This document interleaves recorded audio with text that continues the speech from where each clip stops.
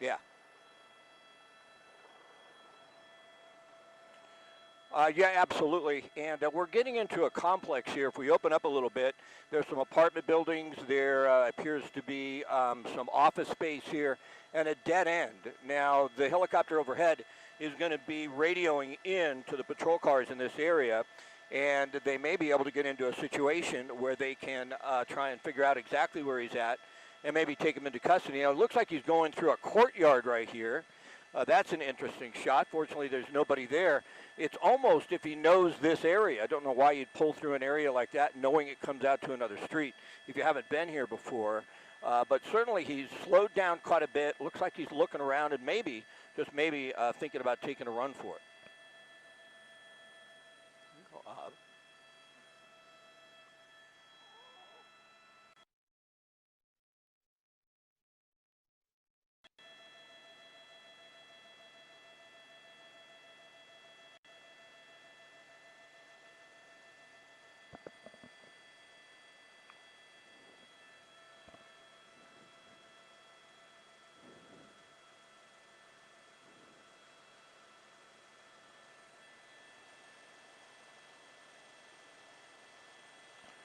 Yeah, you were partially blocked there. There's the helicopter. Yeah, they won't, sorry, Philip, you were partially blocked with your question, but they won't pull the helicopter off. I would doubt that. But we certainly seen a change in demeanor. You know, we had 130 miles an hour on the 60 freeway. There he sort of takes off a little bit down this little surface street here in the Whittier area, and the helicopter overhead's not going to back off. They're going to stay on him. There's no reason they wouldn't. Certainly, he's still a danger to the public, especially on surface streets like this. Go ahead and push in with the camera if you would a little bit. And do you see the high rates of speed now? Bring up our real-time speed tracker, but we could see him just take off all of a sudden. And, you know, you could have kids out here. I mean, certainly this could end up into a deadly accident. There's no question about that. And there is a real risk, but it's interesting that he's staying in this neighborhood, slowing down, looking around, then accelerating. Must know the helicopter's overhead, but no patrol cars behind him.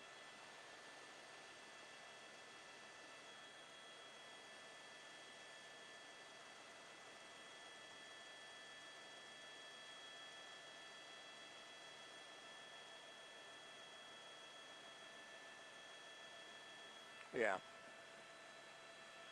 Can accelerate.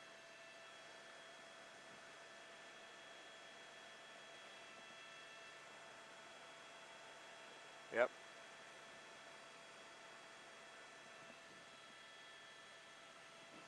Yeah, there's no question about that, and he's putting his life in danger, that's for sure. You know, one turn from one of these cars when he's doing 95 miles an hour on a surface street, if they don't see him, you know, even hitting a big pothole, I don't know if you ride a motorcycle or if you have much, but when you get up to those speeds, boy, I tell you, it gets extremely dangerous.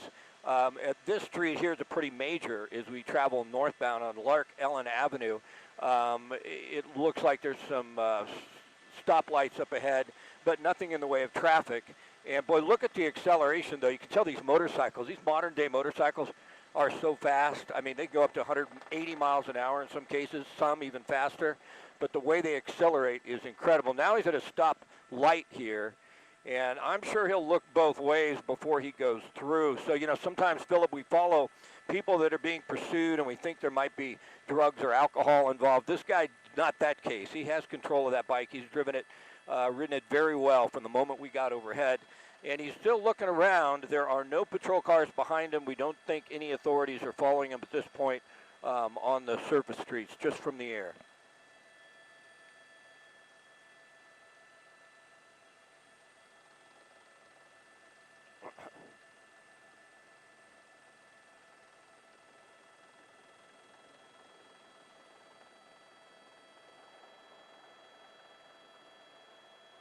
Yep.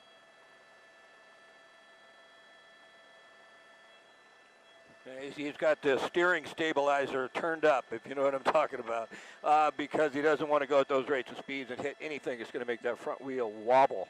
But at this point, you know, law enforcement, I think, from following this, are just saying, hey, let's follow him from the helicopter. We can't really control what this guy does on the ground right now, and we really aren't in a position to try and stop this. I don't see that there's much that they could do. to try and get in this guy's way. They're not going to be able to throw out a spike strip. That doesn't seem to be an option. CHP has called off their pursuit. It was on the freeways for a while. I believe this is going to be the West Covina area. And it's incredible, though, to watch these things accelerate, isn't it? At one moment, it looks like, bring up a real-time speed tracker. He'll be doing 35 or 40, and within an instant, he'll be up to 90 miles an hour.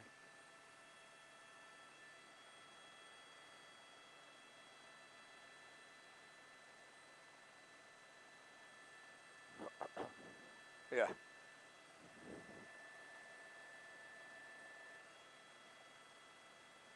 Yeah.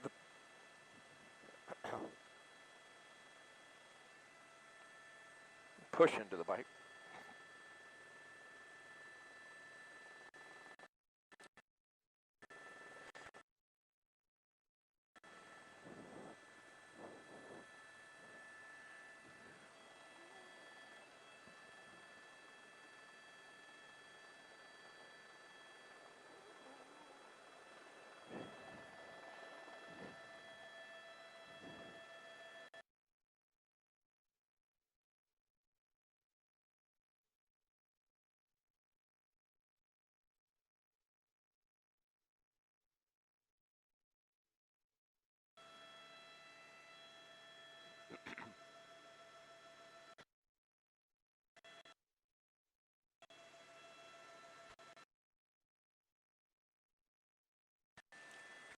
Now, this is a dead end right here, Philip. I want to interrupt you for a moment. Open up out of the shot. Oh, he realized it, and he turned around. That was a dead end on that street. So that's a situation where if patrol cars were behind him, they could have ended it as he went down that little surface street, and it was a cul-de-sac. There was no place else to go. So certainly we talk a little bit about him maybe being in an area that he's familiar with. This probably isn't the case here.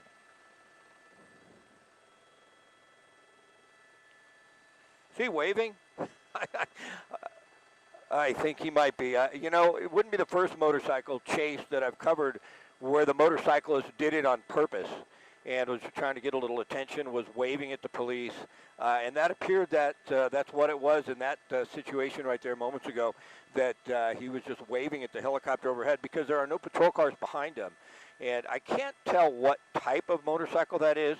It looks like a late model, and you know, the power to weight ratio on these things, some of them up to 200 horsepower, and they only weigh like 400 pounds.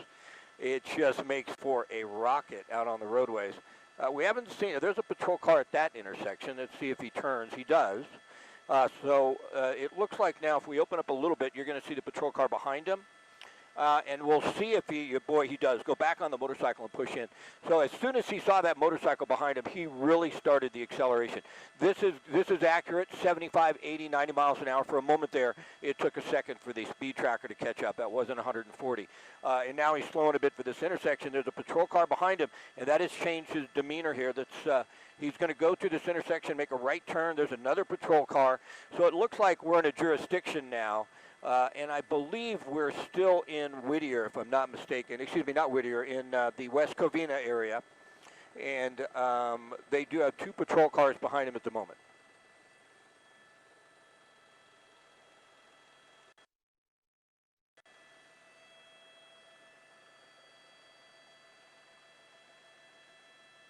Thank you.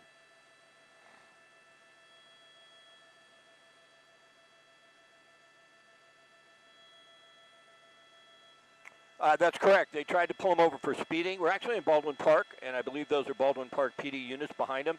But they just cannot pursue this motorcycle on the surface streets. You know, the officers have to stop for the red lights. They can't just bust through. And the motorcyclist was able to maneuver through those lights very quickly. They're still behind him. You don't see him in this shot because they're too far off. We'll stay on the motorcycle at this point. But we're in Baldwin Park. We're headed back southbound towards the 60. And even though they have a couple of units behind him, it's really difficult for them to try and track him on the ground.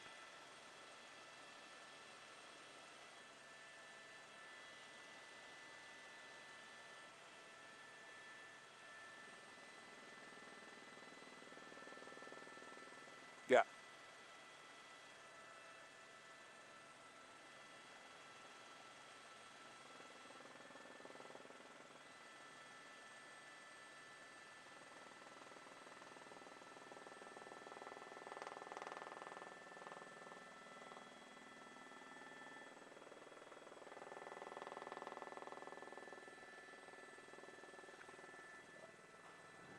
I can't really tell. There's really, the patrol cars behind him a couple hundred yards. They're just having a hard time keeping up. It looks like they'd like to get right on his tail, but at this point, he's just too maneuverable for them, and the acceleration on that bike is such that the patrol cars get caught behind a red light, as they have now, and then he just slows down, almost, Philip, as if he's taunting them. When he sees the patrol cars go through the red light, you don't see this as well as I do, he accelerates. And then when they get stuck behind a red light, well, he slows down, and he waits for them to catch up. So it's almost like a cat and mouse game here. Open up a little bit so you can see the patrol cars behind him now and see how close they've gotten. Now look at that. That's what, really frightens you, I would think, if you're the motorcyclist. Somebody pulls in front of you, you hit them, and it could be all over very quickly. Crossing right underneath the 60 freeway now, headed southbound. And you can tell he waits for the patrol cars to get on him, and then he just launches and takes off. So it almost appears that this is a bit of a game to this motorcyclist. Yeah. I think we're up to about 100.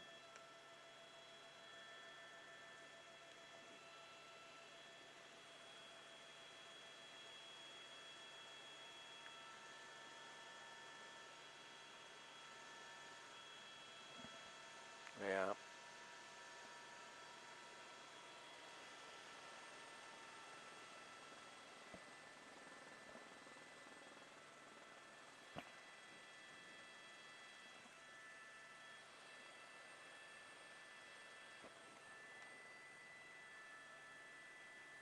Yeah.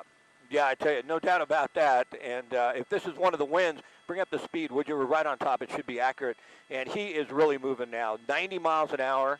And look at that, in and out of traffic. So exactly right, Philip. I mean, although the public at large is in a bit of danger here, as far as if he crashes into a car or, God forbid, hits a pedestrian, because that could be fatal. If he crashes at these speeds, he's really going to be in trouble.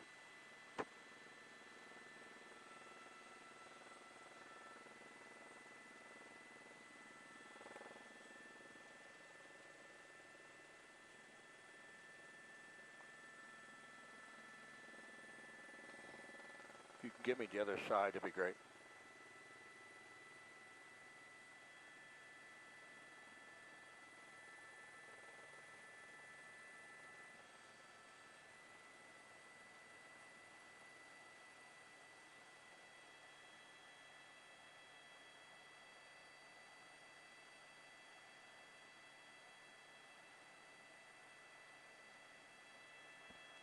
Yep.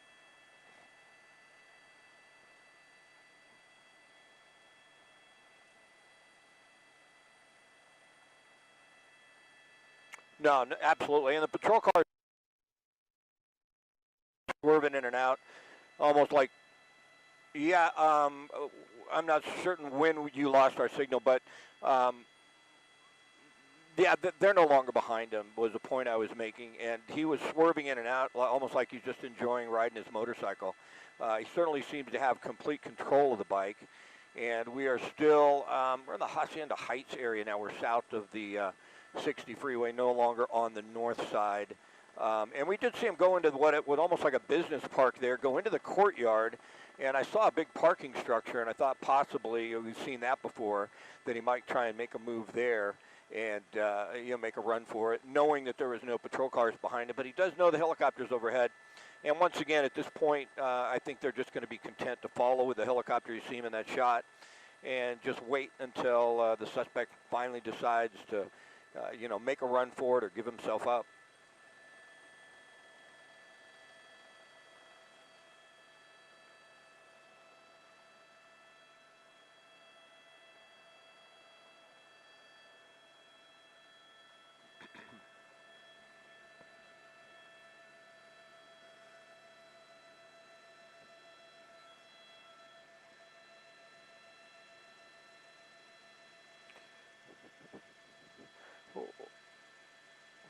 Well, fortunately, the Sheriff's Department has a lot of helicopters. I'm not certain how many, but dozens.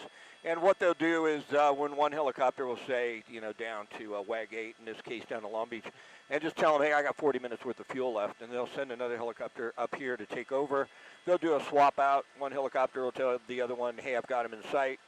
the main helicopter overhead will leave and the secondary ship will come in, and you know they could keep doing that all day, so that wouldn't be an issue. It's in the sheriff's area right now, so they're the ones overhead. If it came into LA's, towards downtown, went west, it's possible that LAPD would take over. It changes from time to time, but you know, air support won't be an issue. Boy, going into a parking lot here, now this is interesting because we have patrol cars that did catch up with him when he stopped driving so quickly, and now we're in a parking lot with a shopping center, a strip mall, if you will, and you have patrol cars moving into this area. He could be locked in. If he goes behind there, if he makes a right turn, they do have the opportunity to possibly get him cornered in this shopping center. Yeah, now there's one behind. If they get one on the other side, then they may be able to pin him behind this supermarket or this large strip mall. It's unclear if they have the resources to do that. So that's sort of what happens, Philip. It's sort of a trade-off. There's a patrol car. It's a bit of a trade-off. And boy, look, he sees the officer there. He's not going to stop, and he's just going to take off. That gives you an idea what I was saying. Yeah, definitely. But it's just so difficult for them to try and stop this with the patrol units. I mean, no matter where he goes, the bike is so maneuverable and so quick that it's nearly impossible to stop this.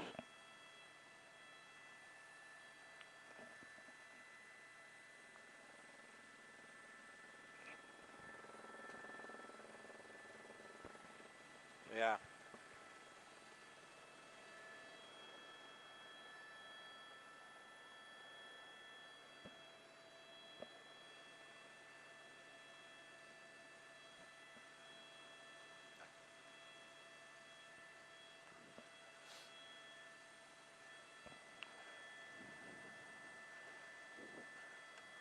No, they've decided to give up. I mean, I think what they saw was there's no way that 2 or 3 patrol cars are going to stop this guy on the ground. They would need a lot more resources than that because he just toyed with them. I mean, once they came around, he saw him, he just maneuvered through the parking lot and took off. So I think they realized that there's little to no chance they're going to stop this on the ground. It's a trade-off, right? If you have enough patrol cars behind him, you may be able to take him into custody when he does something like that. But getting them in position is difficult, and it's dangerous because you're traveling at such a high rate of speed. And at this point, I think they're going to be content to just follow this from overhead. You know, as you go into different jurisdictions, you know, you get into Baldwin Park, their police officers may look at this a little different. They want to get them off their surface streets. So it can change just depending on the jurisdiction that you're in. But Sheriff's helicopter is staying overhead, coming up on an intersection here. A red light, but you can see how maneuverable the bike is, how he can go right to the front of the line. He can look to see if he wants to run this red light. It looks clear to him. There's traffic. He sees that he can get by safely. And, you know, how do you follow along in a patrol car in a situation like that? Yeah.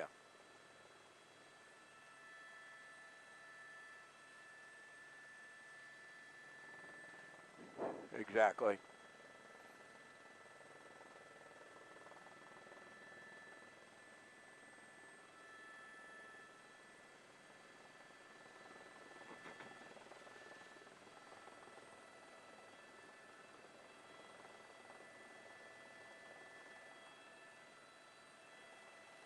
Nope.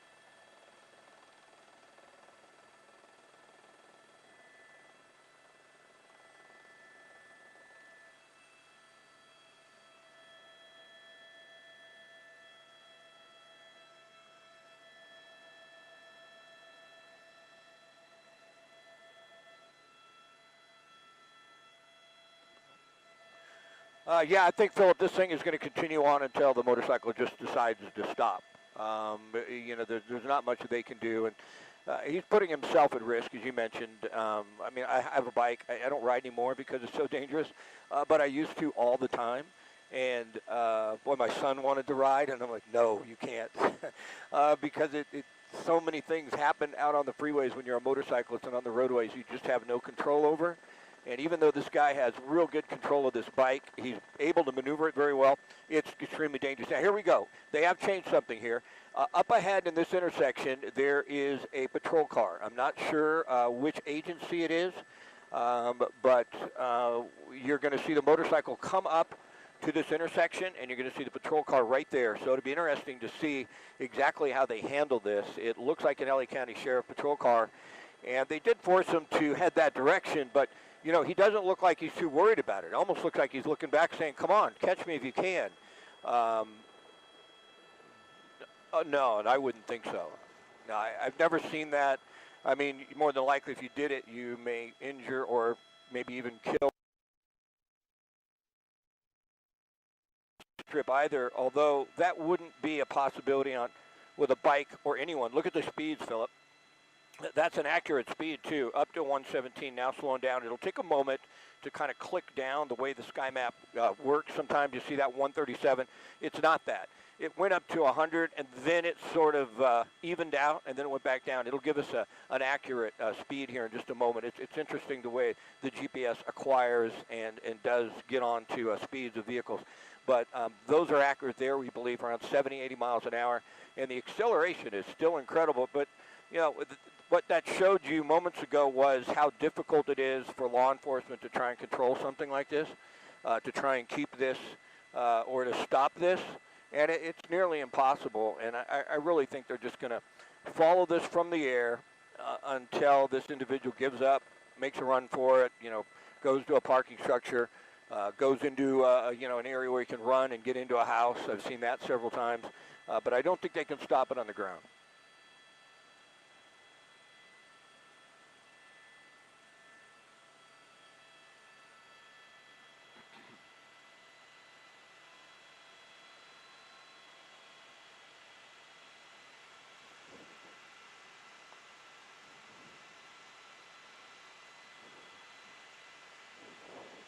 No, you know, he won't lose the helicopter, but boy, look at how close that is and how fast that is and how close it is to the vehicles. One wrong move, I mean, and this guy could be, he could be gone. He could be in an accident and kill himself, and he could, tragically, we hope not, injure someone else. But the speeds here have been excessive, and what was really unusual is how he slowed down to let that patrol car get right on his tail, pointed back at the officer, and then just launched in this bike. But the helicopter overhead will not lose him. We don't have weather conditions. You know, sometimes it's really foggy. You might have an issue. We're not in airspace that would restrict us from flying through this. And more than likely, they'll never be able to get at a speed higher than what the helicopter can travel. Even though it might go a little faster than the helicopter can go direct, and most streets don't go just absolutely in one direction. So you can kind of cut them off. We have followed a couple of pursuits where the motorcycle was faster than us. We can go about 130 knots, 140 miles an hour, 142, 145. Somewhere in there would be our max speed. But we've never seen one that really traveled at that rate of speed for such a long time that we couldn't at least keep them in our sights.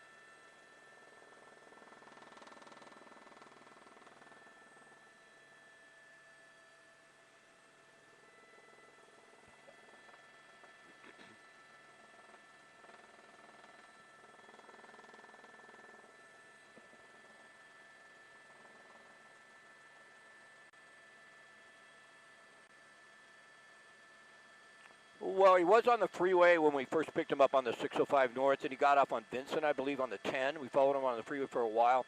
He did cross back over the 10, had an opportunity to get back on the freeway, and then decided not to. We're like right in between the 10 and the 60 right now, and you can see the motorcycle has slowed considerably, looking around, now turning around, going back in the opposite direction. I don't see any patrol cars behind him, and so it's difficult to even what he's thinking. He's taken his shirt off or his jacket or backpack or something and threw it there.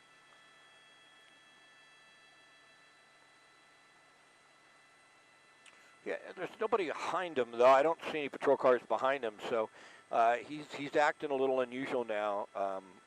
Seen this a little bit, but right now it's just the helicopters overhead radioing his position.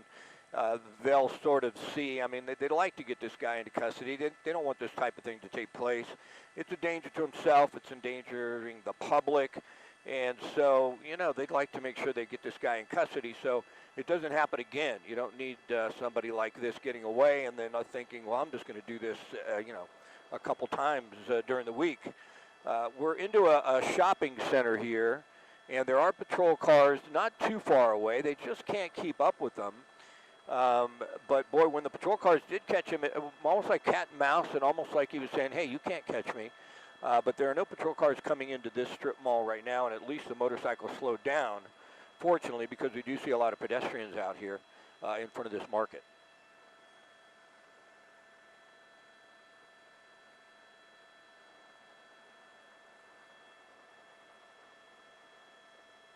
Yeah.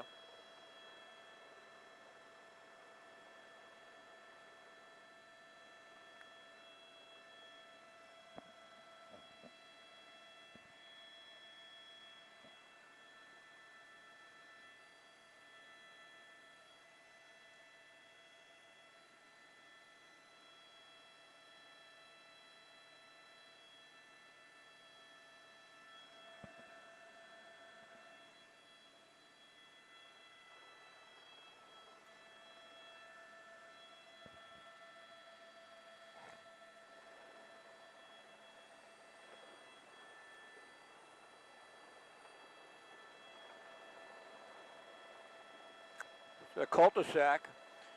I don't see a pattern either. He turned down this street. He's obviously not familiar with the streets because that was a dead end that he just turned onto. He turned around. And, you know, that's the dilemma you're up against if you're law enforcement. If you had 5 vehicles behind him, you might be able to put up a barrier here and stop this. On the other hand, you're putting the officers at risk, and at the other hand, every time they got behind him, he was driving more erratically and at higher rates of speed. So I think they're content to just follow from the air, went into this neighborhood, made a turn down what was a dead end, and then came right back onto the same street that he was on before. So I don't see a pattern. It's almost as if he's turning around looking to see if the patrol cars are behind him so they can play with him a little more.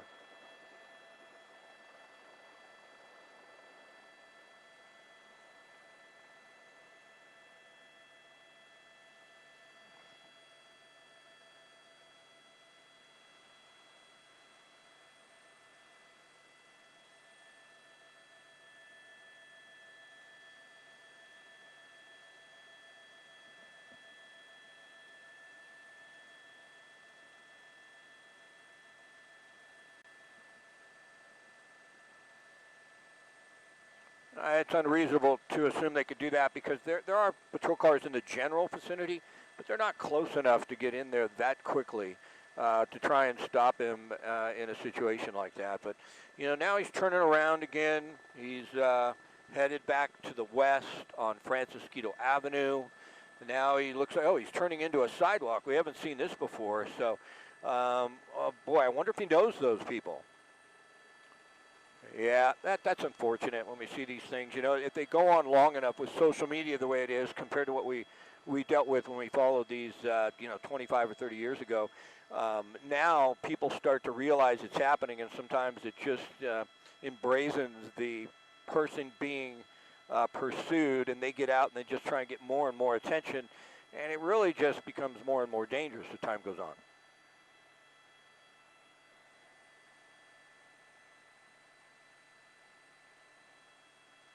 Thank you. Yep.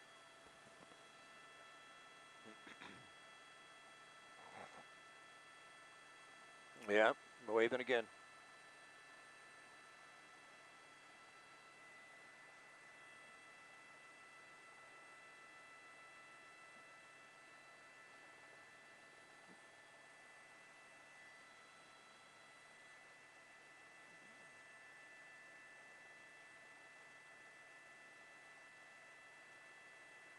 Yeah.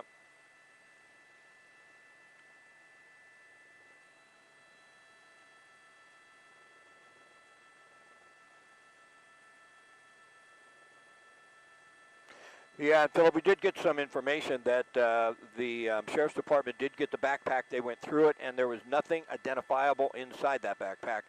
So as you mentioned, some of the things he was shedding could lead them to a description of, or at least lead them to the identity of the suspect, but that was not the case with the backpack. So, so far, this guy has not done anything to let authorities know who he may be. Now, this is interesting. Stopping in a gas station, talking to someone. Now, we haven't seen him on. He could actually be talking to people and heading to this location to meet someone, although it's possible. You know, they have those helmets that have, oh, but look, is he going to get into that vehicle? Oh, he's stealing the gas. Look at that. He rode up to that and just got enough so that he could drive on. It didn't look like he took much on, but those motorcycles do not. Boy, look at that. I'm sure that person was frightened, too, as they pulled up. I'm assuming they didn't know that individual. Could have.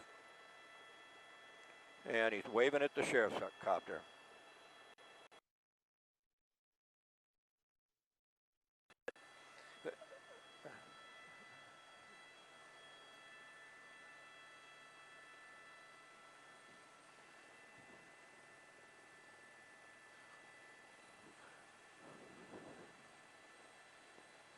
Yep.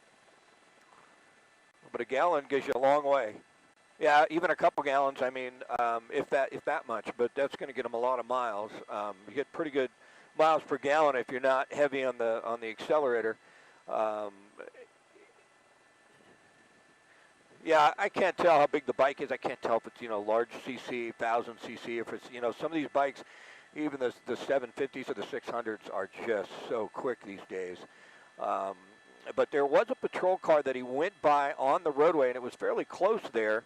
So, you know, as I mentioned earlier, jurisdictions, then you start to get, you know, different procedures with those agencies. And sometimes one city that will say, hey, just let him go. Another city may say, hey, let's see if we can stop this guy. So as we, you know, he travels out through the city in all these different areas, sometimes we'll see a different approach on the ground.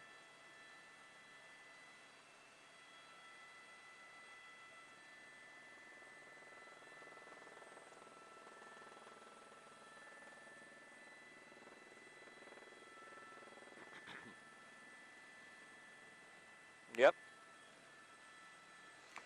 The 10, yeah, the West San Bernardino Freeway, not far from the 605. We're in Baldwin Park, and we did see speeds up to 130 miles an hour earlier on the freeway. We'll see if he starts to travel at that rate of speed. And then also, you know, CHP may engage. If he stays on the 10 westbound for a long stretch of time, they may decide to get involved, but earlier they had just backed off. They weren't interested in trying to follow the motorcycle at those types of speeds.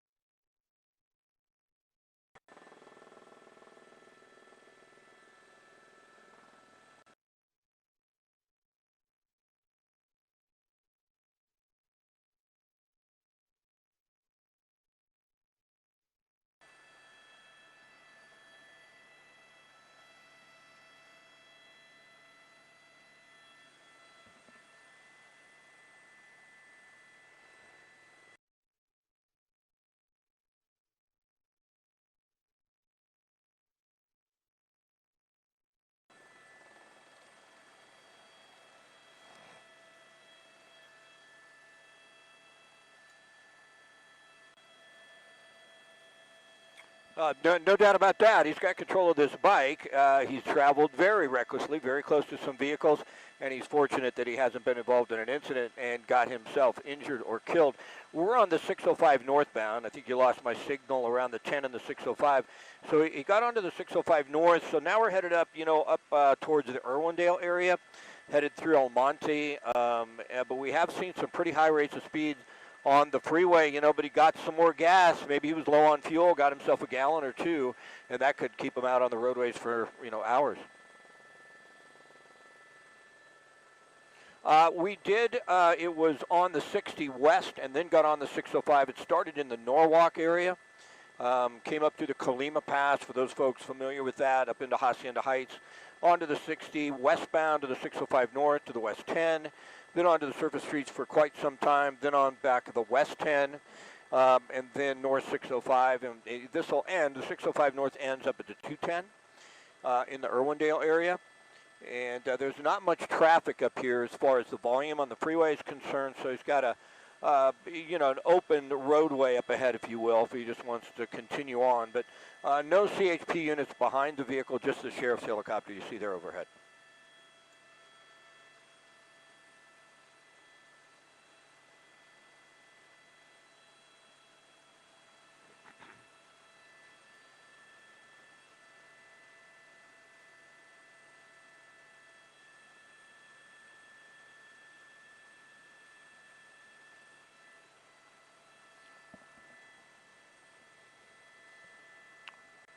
Well, the sheriff's helicopters are on patrol, so they're usually pretty close by, which means that if they can follow the suspect on the roadways, on the surface streets for maybe just 3 or 4 or 5 minutes, and they can keep them in sight and they can radio the location to the helicopter. Once the helicopter's overhead, there's not that many motorcycles out on the roadways. You've seen that. I think we haven't seen too many. And then you're looking for somebody driving at those rates of speed in the general vicinity. So it can be a little challenging, I think, at first for them to find them if they only have a general area to look in. But once they've got a pretty specific location from the ground units and the helicopter gets overhead, once they have them, they're not going to lose them. The only time you lose them is, you know, from a helicopter would be weather conditions or airspace restrictions, like, you know, flying in front of the extended centerline at LAX or Burbank where they have scheduled flights. You just can't do that.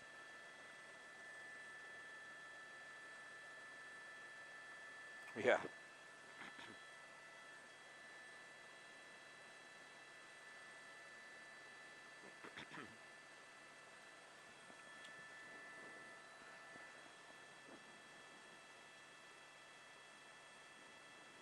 Yeah.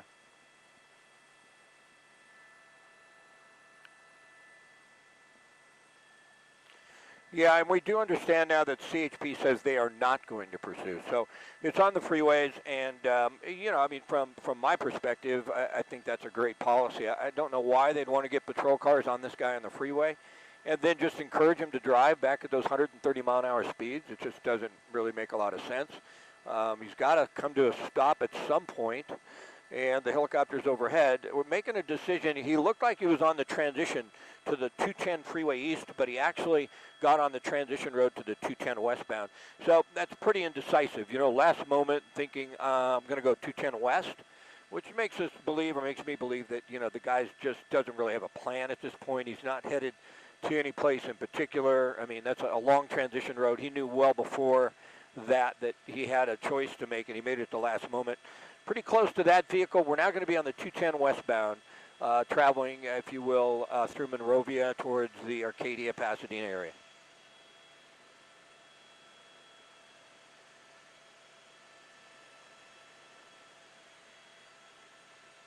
Wow, look at that.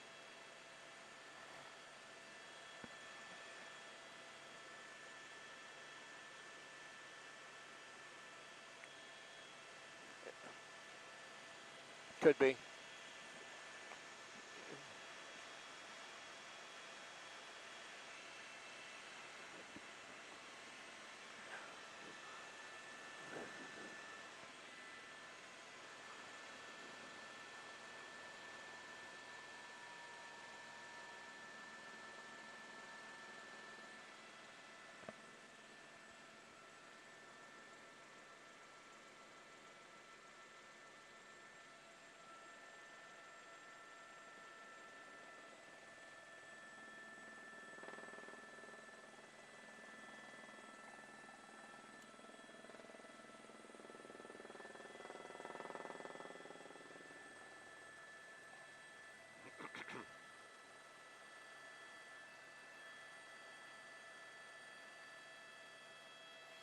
Well, we're off the 210. He got off onto Buena Vista in front of a Best Buy here, in front of the parking lot. You know, it's interesting. We had a report. We heard something over the scanner saying the CHP would not pursue. And then there were 2 patrol cars behind him for a moment. So not all that information gets to us correctly. They make changes we don't always know about. But they didn't follow him off of the freeway. So it may have been just a couple of patrol cars that were out. But he went through that shopping center there. It almost, Philip, it looks to me as if he's slowing, going into some areas, and actually, like I said earlier, playing a game of cat and mouse with the officers, looking to see if they're behind him, and then slowing down a bit till they get closer and then taking off. But they're not playing that game at this point. They're not following him. And boy, look at that truck. He looked a little suspicious, like he was trying to get up along that motorcycle, that black dually there. But obviously that gives you an idea, if you wanted to do that, how difficult it is. You just can't really get on a motorcycle in a situation like this.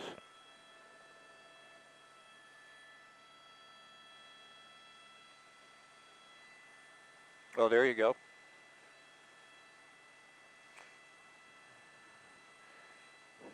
Yep.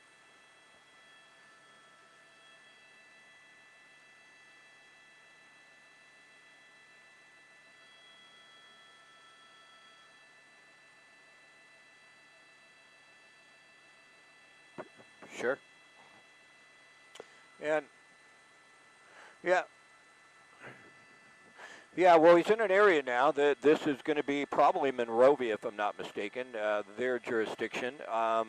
And, you know, there'll be a lot of surface street patrol cars in this area. There's one behind him that you see right there. They're getting the information as to where he is. The longer he stays here, they've decided they're going to pursue this vehicle, at least at this point in this jurisdiction. And the longer he stays in this area, the more situated they'll have the patrol cars in intersections. We also heard just moments ago, Philip, that this could be stolen. So they're assuming now maybe a stolen vehicle. And we are going to get back on the 210 freeway westbound now. This is a long surface street that could put them back on the 210 west or put them back into that same shopping center. But no, look at the acceleration there, and back on the 210 westbound, headed towards Arcadia and Pasadena.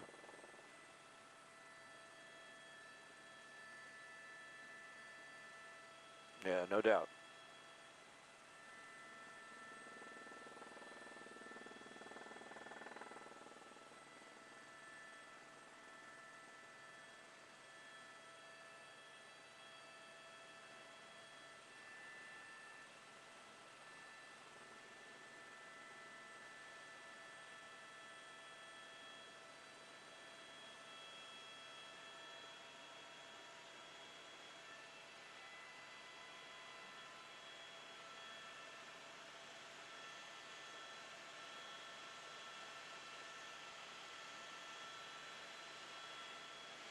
Yeah, there's no doubt about that. He's got good control of the bike. We've never seen anything in the way that anything we've seen that would make us think that this guy isn't an excellent rider. You know, his mental capacity, we certainly can question that, that's for sure. But his ability to ride the bike, he's certainly shown that he has, you know, mastery of that motorcycle. He's been able to swerve in and out of traffic, go into shopping centers, slow down with one arm and ride his bike, and wave at people, come up into a gas station real quick, get off the bike, fuel it back up, get back on board and take off. So they're dealing with an individual who unfortunately can ride this thing well. It gives you an idea. You look at our screen right there. It gives you an idea what we're dealing with. We're getting some moisture up here along the foothills. And we're going to take that camera off for just a moment. Please bear with us. I want to see if we can't clear the screen. Go ahead and just move the camera lens to the left and see if the wind doesn't clear it off for a moment. And then we'll come right back on it. And that may help us out a little bit as far as our picture is concerned. It gets a little difficult. Heavy rain, it'll clear off. A drizzle like this when we're in the clouds, it makes it a little harder. That may have helped a bit, but it's getting difficult for us in these weather conditions to keep that clear.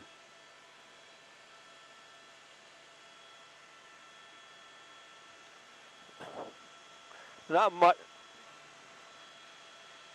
Yeah, I'm not seeing that, Philip. Not much of that. I can tell you it's going to be a problem for us here in a little bit because we have separation issues with the Sheriff's Department helicopter down below.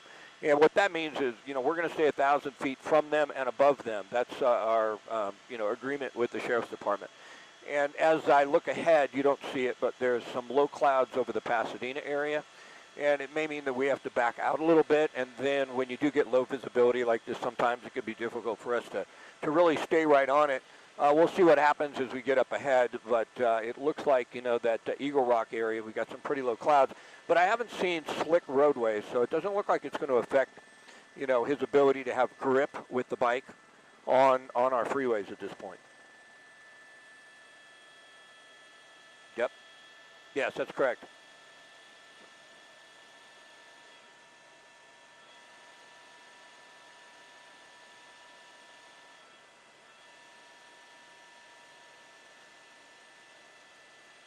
Yep. Got out of the way.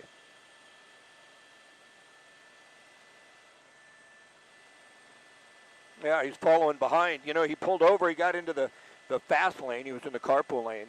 And then he got right back behind. But, you know, we're seeing speeds that are pretty even or close to the speed on the freeway. It's only a little bit faster.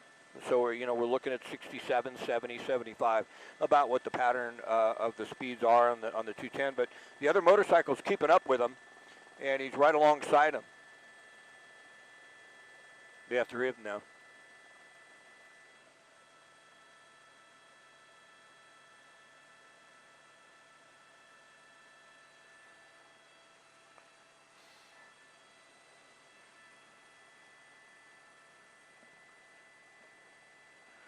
Yeah, you would hope the other motorcyclists had a little more sense than to take off and follow this guy.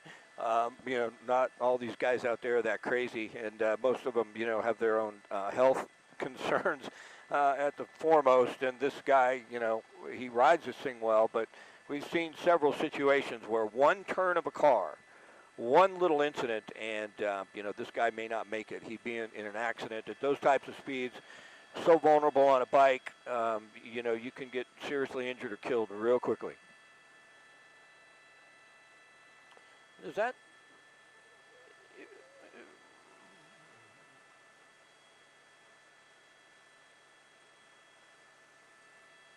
All right. Does that look like, whatever you can do, does that look like there's no lights on that bike, like it's a race bike? Yeah, I mean, I didn't see any headlights.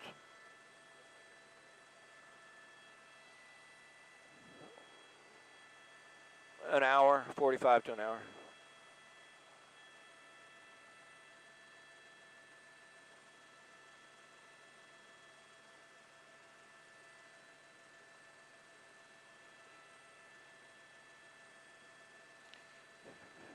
Oh, looking to take off.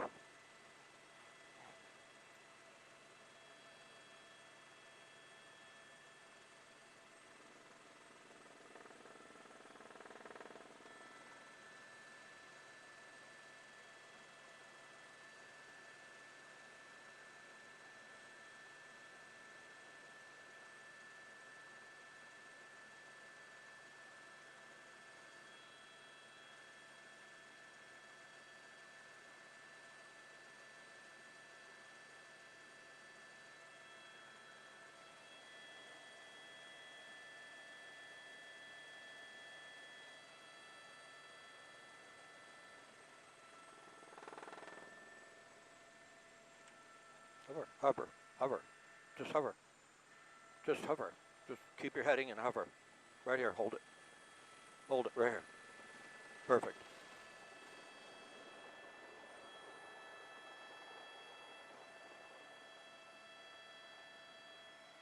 Climb if you can and go south.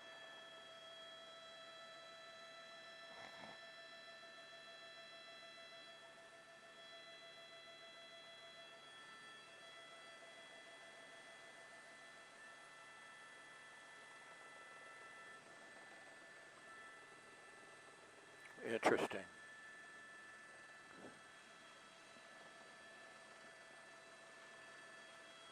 All right, towards them. Got it. Where'd he go?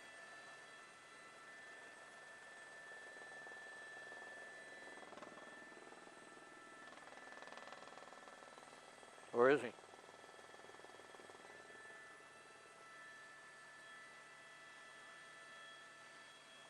Go this direction and just give me a left pedal turn, put it into a hover. I see him. Hold it right here. Perfect.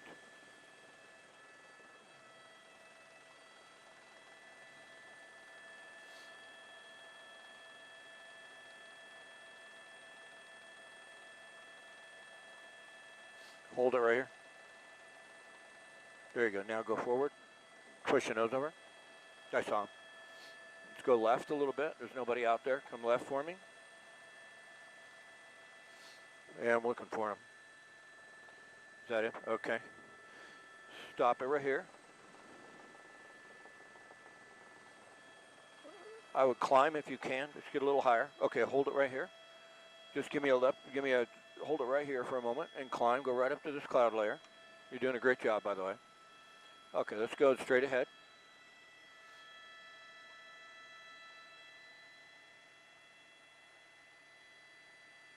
Hold it right here. Now you went back that way. So just pull it into a hover. Make a right pedal turn.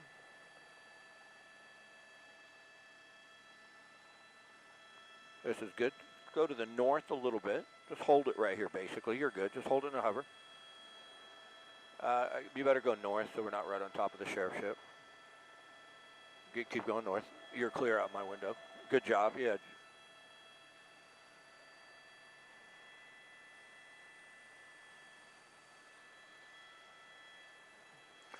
Yeah, he did. You know, we've gone around in circles to just south of the 210 on the lake in Colorado here on Green Street now, right in the heart of downtown Pasadena. It's unclear Pasadena PD is going to get involved. There we go. We talked about this earlier. Went into a parking structure, and that's why you want to have units behind him if you want to take him into custody, because we're into a parking structure here with a helicopter overhead. He'll be radioing for the patrol units in Pasadena to head this direction. And all we can do is keep a wide shot and see if we see the suspect come out. But I've seen several of these pursuits with motorcycles and vehicles as well, where the suspect will finally go into a parking structure and then try and make a run for it on foot. And we'll just have to see exactly how this is going to unfold.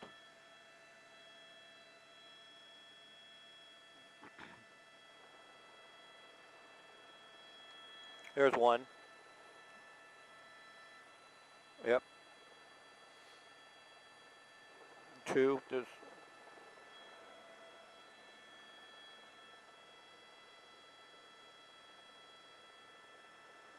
It's possible. I mean, he may have got out and we didn't see him, nor did the sheriff's helicopter overhead.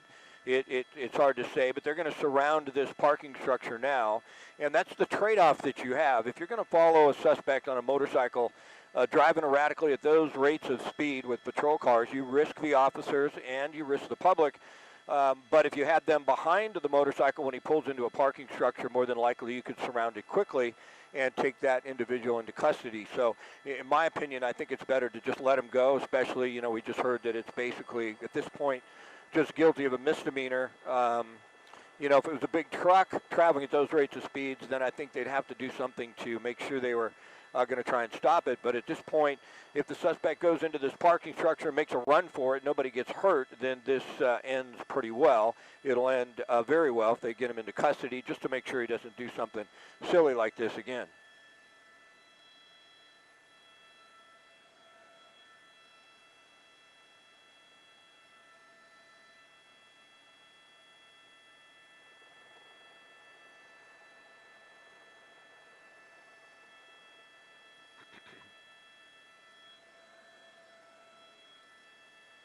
Go to the right.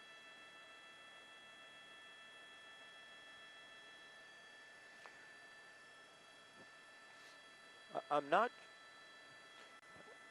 Yeah, you know, Pasadena PD, this is their area. They'll be very familiar with the surroundings. You may not be able to get out on that side, Philip. So if you ride in, you may have to come back onto Green Street. I'm not certain about that, but I do know that, you know, the patrol cars who patrol this area are very familiar with it. They know the ingress and egress of these parking structures. That's what they do. Every day they're out on their patrol.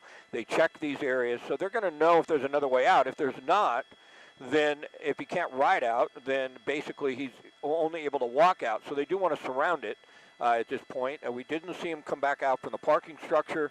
So we still believe that he's inside, and the sheriff's helicopter is overhead just orbiting. It looks like they believe that he's inside. They did not see him come out either. It looks like we're hearing they're arresting somebody. Push in to the left on the street there. I believe they might be arresting someone. We did hear that. We're going to try and drift a little bit so we can get into the front, but they may have just taken the suspect into custody.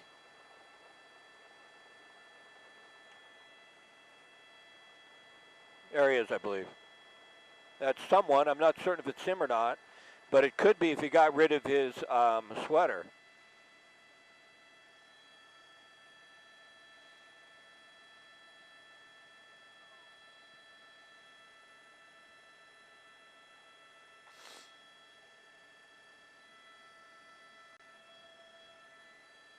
All right.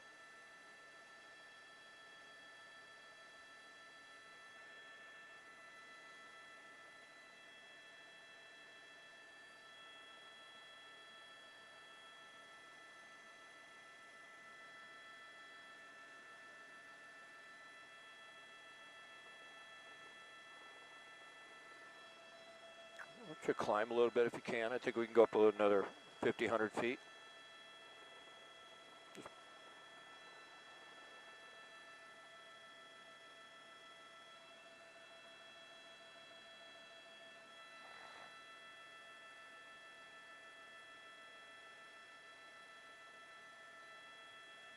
Open up a little bit.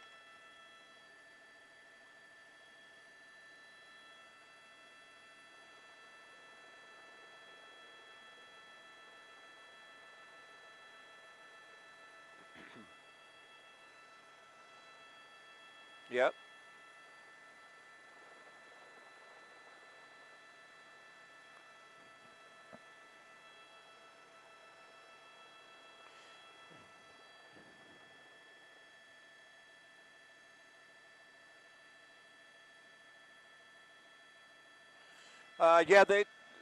They did take him into custody fairly quickly after they surrounded the building, and it did match the description that we had, as you mentioned, somewhat. I think more than anything, more than likely that is the suspect. We don't know for sure yet, but the demeanor of the police right now is not that they're trying to search for more individuals, from what I can tell. Go ahead and push in real quick here right in front of the parking structure. I don't see them rushing in. It wouldn't surprise me if they've already located the motorcycle. They can just reach their hand down onto the engine and see if it's hot, so they can tell if it's a motorcycle just parked there or if it's the one they've been pursuing. They also have a pretty good description of it, so they'll know pretty quickly if it matches that. And more than likely that is the suspect. We don't know for certain, but I think as we follow these things, this went on for, an hour and a half, hour and 45 minutes. Fortunately, no one was hurt, and we do hope that is the suspect, because if it is, then we know that there's no more danger to anyone out on the street.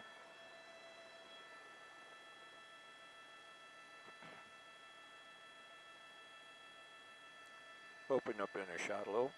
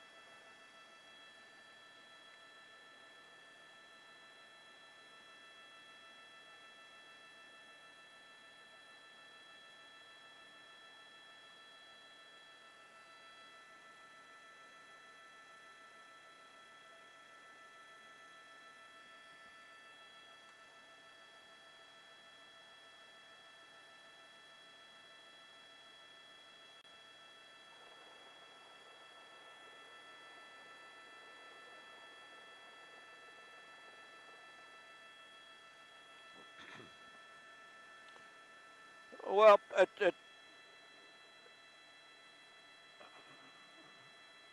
yeah, it's certainly possible, although the officers are still looking there at the parking structure. I'm not certain exactly why. They haven't dispersed, so possibly that is the suspect. I'm not certain. We just don't have that information confirmed yet. We think it's very likely But boy, if you've followed any of our pursuits or stories, you know that you can't go with what's likely. You know, a lot of times fact is stranger than fiction, and it's hard to say exactly what's going on. I don't see the patrol cars leaving, so they may still be trying to identify that that is the suspect, and maybe they're just going to clear the rest of the parking structure as a precaution.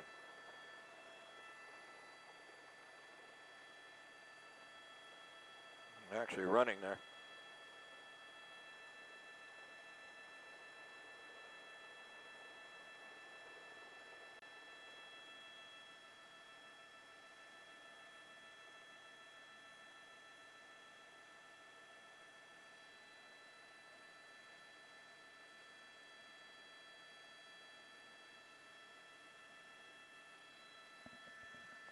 Is that the bike there? Can we, it might be the bike behind the tree. It looked like something, but it's a little interesting that they haven't dispersed, that they haven't just left the scene. I'm not certain if they do have confirmation that is the suspect. Usually we see them leave the scene a little quicker unless there's something that happened inside that parking structure we're unaware of.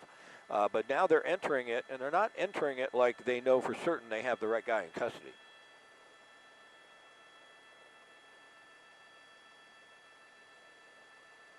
Open up a little bit, see if they left the suspect out, the other one out. It's possible they detained that individual. I wanted to see if they were going to let him back out of the patrol car. They may have detained him quickly just so that they could make certain that that's an individual they didn't have to deal with. It's unclear, though, at this point from our assessment, what we see here at the scene, whether or not they know for certain that is the suspect. I want to come out to a little bit of a wider shot. It's on Green Street and Los Robles, just a little bit south of the 210 freeway, right in the heart of downtown Pasadena. It won't, for the most part, affect the drive here. Pretty good routes around this. I don't think people who live in Pasadena have to worry about it. Obviously, if you live in Pasadena, you want to know the suspect is in custody, though, because obviously he's willing to put himself at risk and the public at risk, and it'd be nice to know that this is all over. We just haven't got that confirmation yet. And what we're seeing with officers standing at the entrance and exits, with a group of officers just going into the parking structure moments ago, it leads me to believe that they're not certain that that individual they took into custody was the motorcyclist. They're still here. They still have the parking structure surrounded, and we did see a group of officers going into the structure to try and clear it.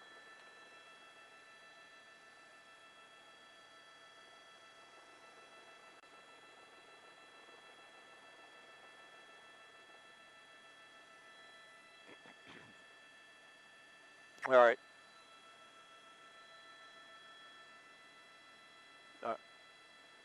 Yep.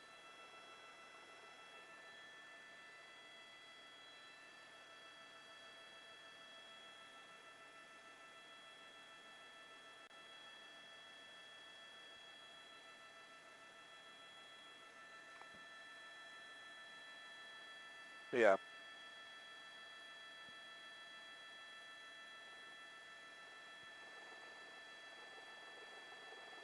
All right.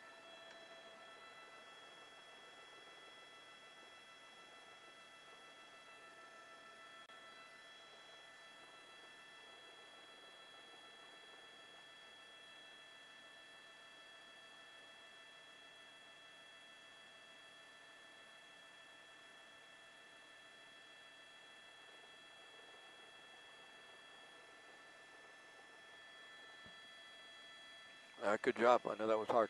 Let's go ahead and roll out westbound to Van Nuys.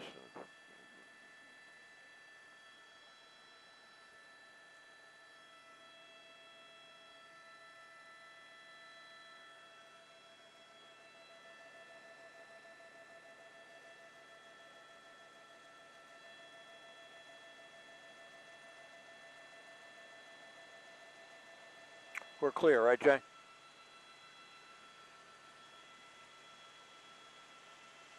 We're clear? All right, copy. Good job, man. I know that wasn't easy. I've been there before. No, it makes it more difficult, I know. Oh, they made you make the call? Ah.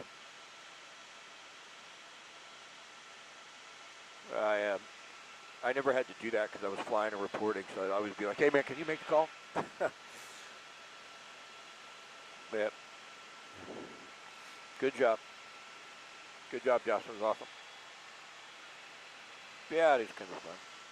I like them better when they're done before noon, but oh well.